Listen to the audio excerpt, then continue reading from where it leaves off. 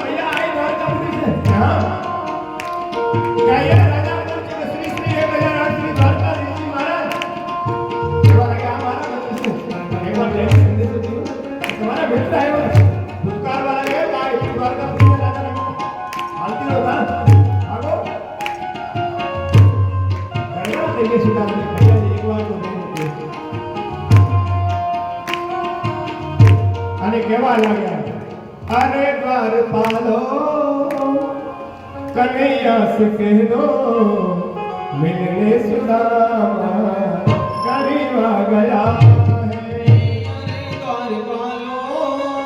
कन्हैया से कह दो, अरे द्वारपालो कन्हैया से कह दो, मिलने सुदामा करीबा गया है. भटकते भटकते ना जाने कहाँ से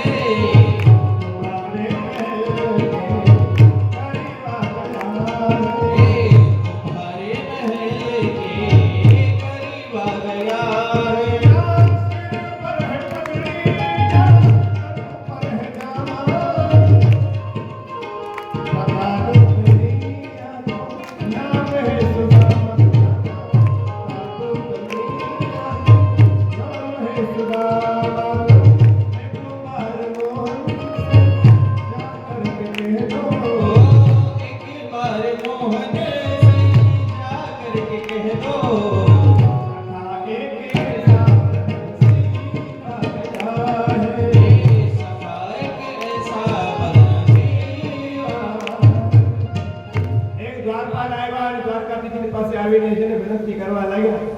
અને કહેવા લાગ્યા કે હે દ્વારકાધીશ એક બ્રાહ્મણ આવ્યો છે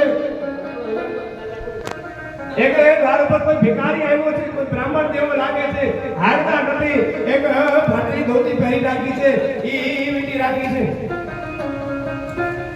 શીશ પગાન જગા તન પે ન જાને આए बसो कहीं ग्राम धोती फटी लुपटी और पायो पाहन की नहीं समा पूछत दीन दयाल को धाम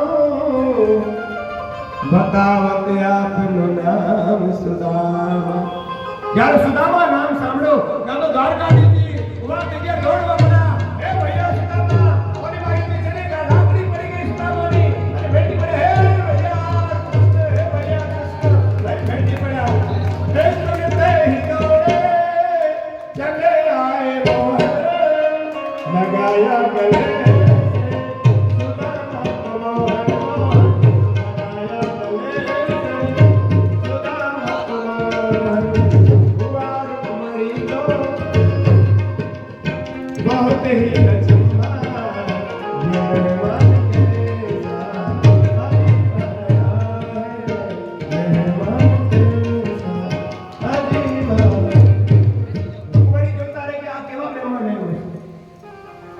અને ઉગાડે પગે સોનાની છે ને મોજડી ઉતરી ગઈ ઉપરના પડી ગઈ દ્વારકાધીશ ભેટી પડી અને બરાબર મસારી પૂજા કરવા બરાબર ને અપને સુદામા મિઠાએ ચરણ અસુઓ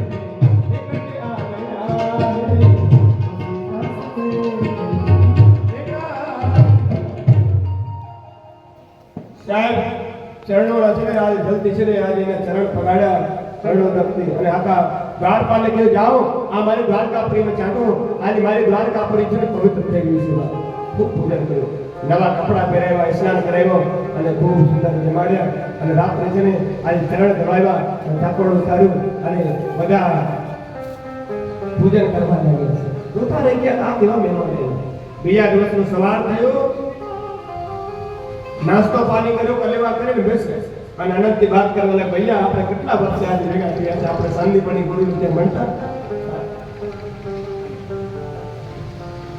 સુદામાજીની કસમ ખૂબ પરસ્પર વાતો કરવા લાગ્યા દ્વારકાધીશજી કહેવા લાગ્યા હે સુદામા તમારા લગન વગન થયા કે નહીં આમ દ્વારકાધીશજી પૂછવા લાગ્યા સુદામાને તમારા લગન થયા કે નહીં ભૈયા સુદામા કહેવાના ભૈયા મારા લગન થઈ ગયા 4 છોકરા પણ થઈ ગયા લગન થઈ ગયા અને 4 છોકરા પણ થઈ ગયા દ્વારકાધીશજી કહેવાય ભાઈ તને લગન કરી લીધા મને કંકોત્રી દીધી નહીં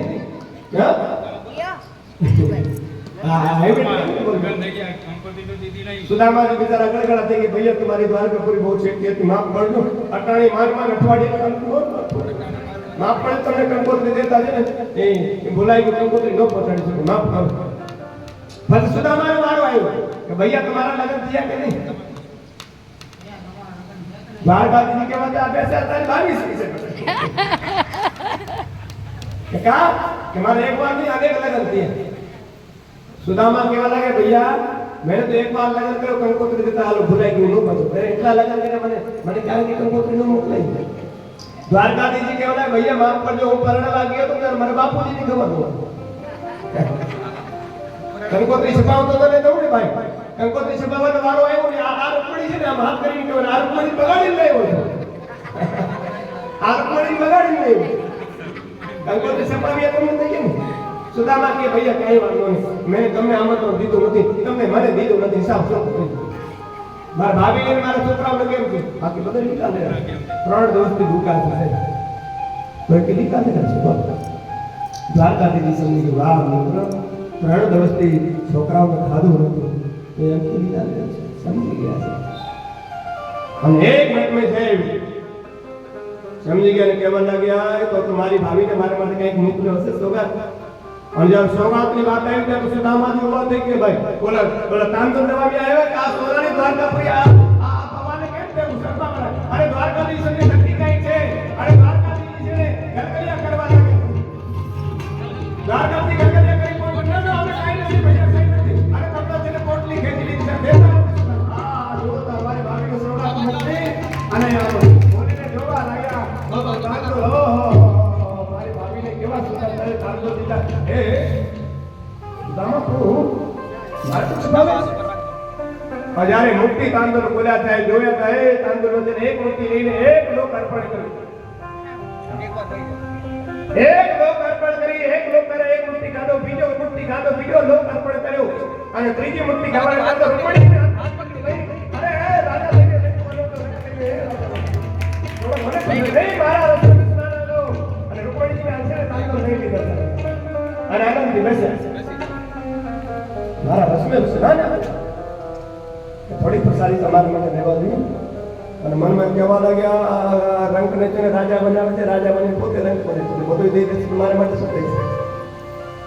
એ સમયે સાહેબ વિશ્વકર્માજીને આજ્ઞા કરી કે જેવો રાજમહેલ મારો છે ને એવા મારા મિત્રને માટે બનાવો છે. એની પોરબંદરમાં છે ને રાજમહેલ ઉભા કરી દીધો. બોલો દ્વારકાધીશ.